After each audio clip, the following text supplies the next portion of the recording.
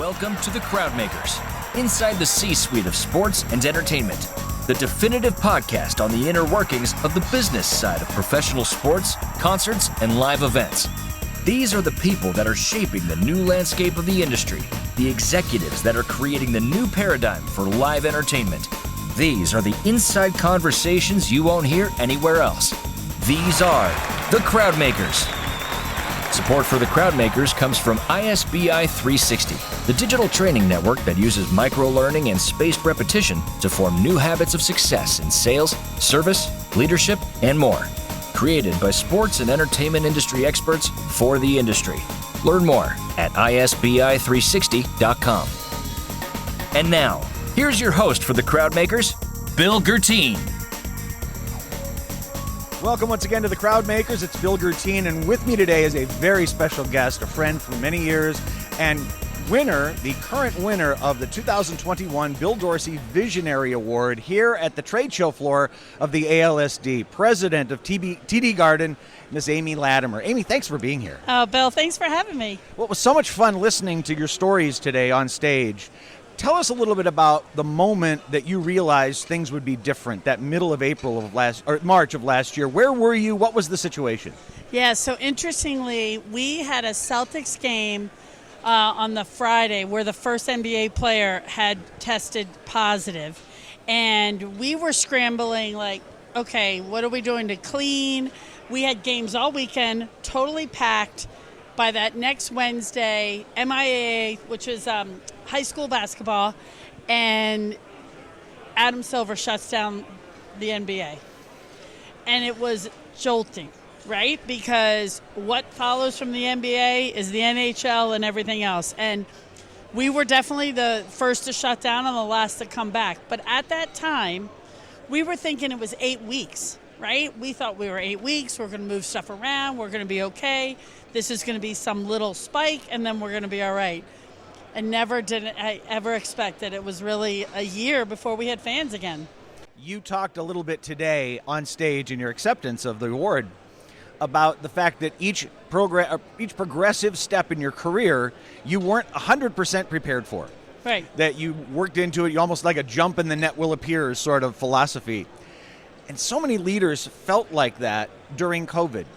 As president of TD Garden, what did you feel least in control of during that time?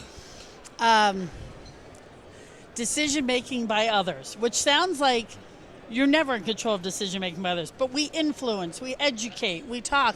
But there were so many unknowns, and we would prepare, and then something would change, and we'd have a plan. And I joked, we not just had plan A and plan B, we had C, D, and E, because something would happen with we went from everything's about cleaning surfaces to nothing's about cleaning surfaces.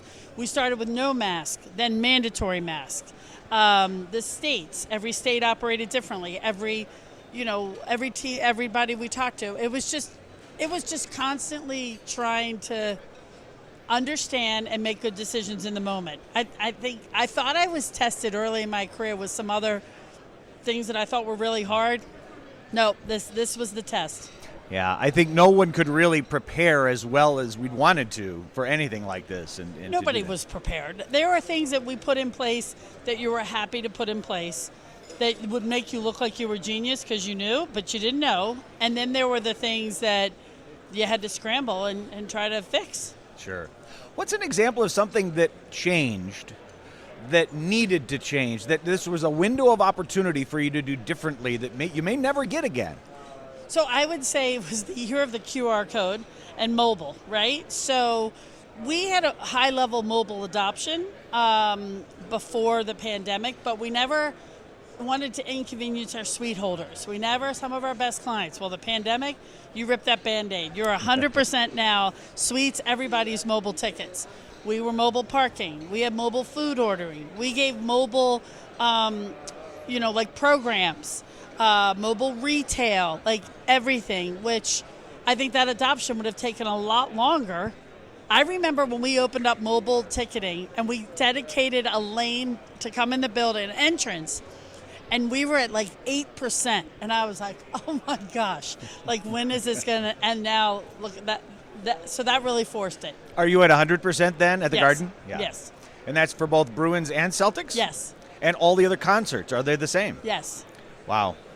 What an amazing change. And we've just Unbelievable. lived through this 10 years in 18 months Yes. to be able to get through that. So many young women look up to folks like yourself and others, women who have achieved a position as president of the Garden. And you seem so confident today. Like you really have it together, and I'm sure many other young women look up to you and say yeah. that. But I know that this was a progression for you. How would you suggest young women today in the industry build confidence if they don't think they have it? Yeah, so I would say my confidence came over time. Confidence in building a team, making decisions, being okay with mistakes. That when early on in your career that you're not, right? And you're going to make mistakes, and I now judge people how they come out of making this mistake, not about the actual mistake. So I think confidence, it does come, but I think you have to stretch yourself. I think you have to put yourself in some uncomfortable situations. And I think the most important thing, I think back to my first NHL meeting that I went to. You go into this meeting, and there's hundreds of people there from every team, and there's marketing, community relations, and ticket sales. And then everybody broke off and went to their spaces. And I went into the ticket sales, and I was the only woman, and I think I might have been the only woman they'd ever had. I was like, okay, and you have a choice to make, right? And I thought to myself, I work for the Boston Bruins.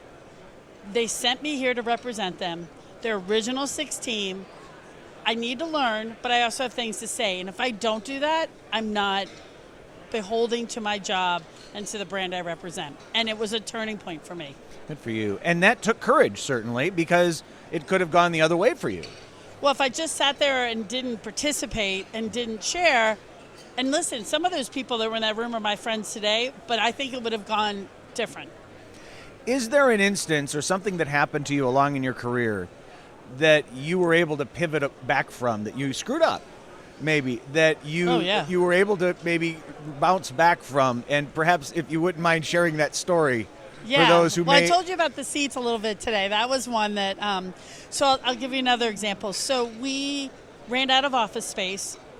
And this is an internal one, right? And then we had office space we were renting across the street. And we put like 80 people over there, sales, marketing, like a really important team. And I thought, oh my gosh, like I need to make sure that I run into these people and make sure I see them. So I created office hours. So I took this office, it was glassed in, but it was right near the front door. I was like, that's perfect. I'm going to spend Wednesdays over there. I'm going to make sure people are, see me, can come talk to me. Total 100% disaster. And I'll tell you why. People thought, I don't think they thought I wanted to, but by sitting there, I saw when people came and went. And they thought, oh my gosh, like, she's not watching. Like, and I was like, oh my God, I'm the last person in the world that's watching when you're coming and going. I was trying to make myself available. And I always say that's good intention, bad delivery, right? Right. And I basically then said to everybody, here's how it's going to go. I'm going to come over. I don't want to make it an event. You guys come see me. I want to stay connected, but I'm not going to do the office hours because it seems to make a lot of people uncomfortable. You illustrate a really important point there. You have been, as a leader, so transparent with the way in which you run, the way in which you do things, even making that change that you just noted. You did it for the right reason, but it was the wrong outcome that you had not expected. Never would have thought of that. Well, it's you, and I don't want to say you wear your heart on your sleeve, but you're very genuine in the approach that you have, and I think that's been part of what's been successful for you. Is it difficult to watch young leaders try to be something they're not? Yeah, so I tell them it's exhausting. And the reason why maybe I'm a very simple person. I'm not going to lie to you because I'll never remember the lie, right? So it's just much easier. I tell people, tell the truth, just be who you are, good and bad, right? Like, people may or may not like it, but honestly, it's exhausting to try to be something you're not. And don't waste that energy on that. Waste it on the good. But show the good parts of you, right? We all have stuff. There isn't anybody that doesn't have stuff. There's no reason to try to mask it or hide it. Yeah. There's been more emphasis now as we get out of this lockdown pandemic and move into whatever's next on time off. How important it is for staffers, even for folks like yourself, to take some time to rejuvenate. Yes. What have you instituted at TD Garden to help others feel better about taking time off? Yeah, so interesting. For a long time, there was certainly the warriors, like the badge of honor to work 10 days in a row, and I did 6 changeovers, and I did this and that. And there's no quality of life there. There's nothing. And I think I was probably the first woman executive that had a family, right? So I had 3 kids. I had 2 of them back to back, literally maternity leave a year apart.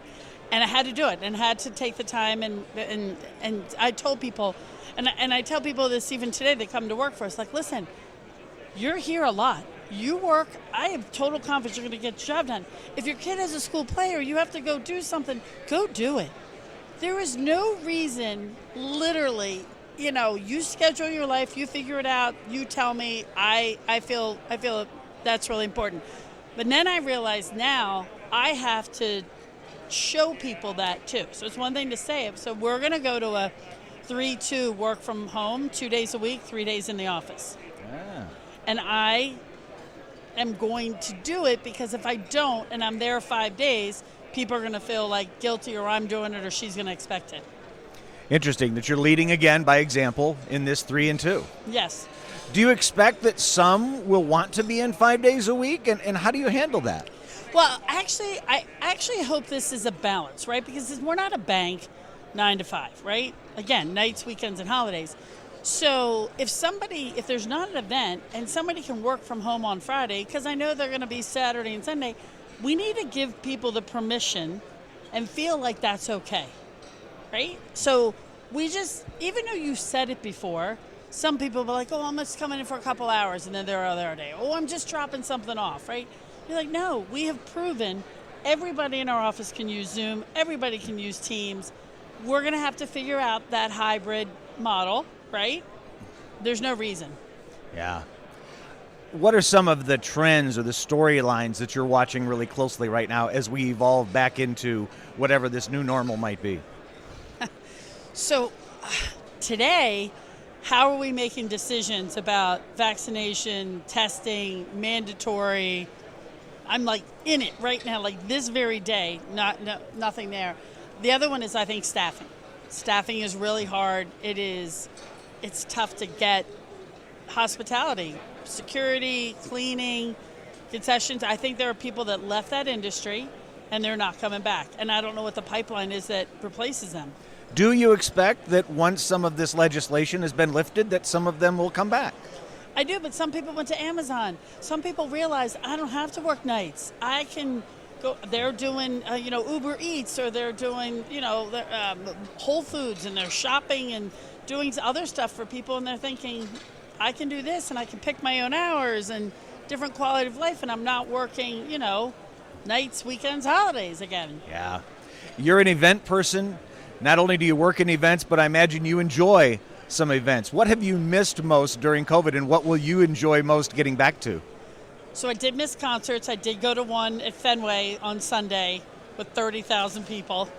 That was so much fun. Just the energy. It was so nice being somewhere else, seeing a concert and all that. Who was playing?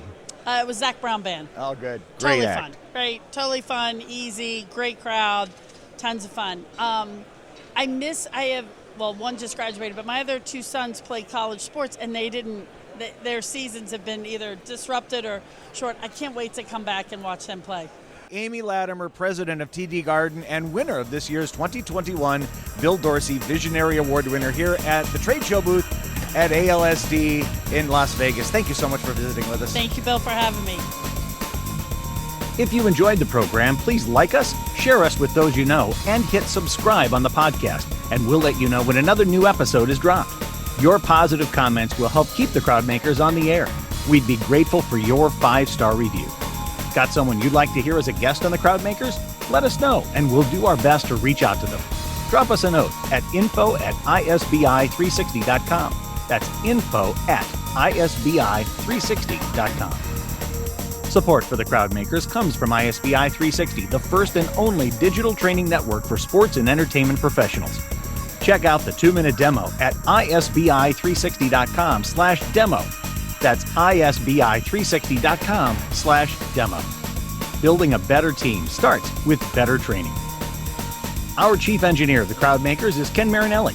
Sean Quinn is our director of operations. Mark Yazowitz is the digital platform guru. And the executive producer of the Crowdmakers is Doug Quinn. I'm Bill Gertine. Until next time, thanks for listening, and so long for now. This is the Crowdmakers on the C-Suite Radio Network. This podcast is a part of the C-Suite Radio Network.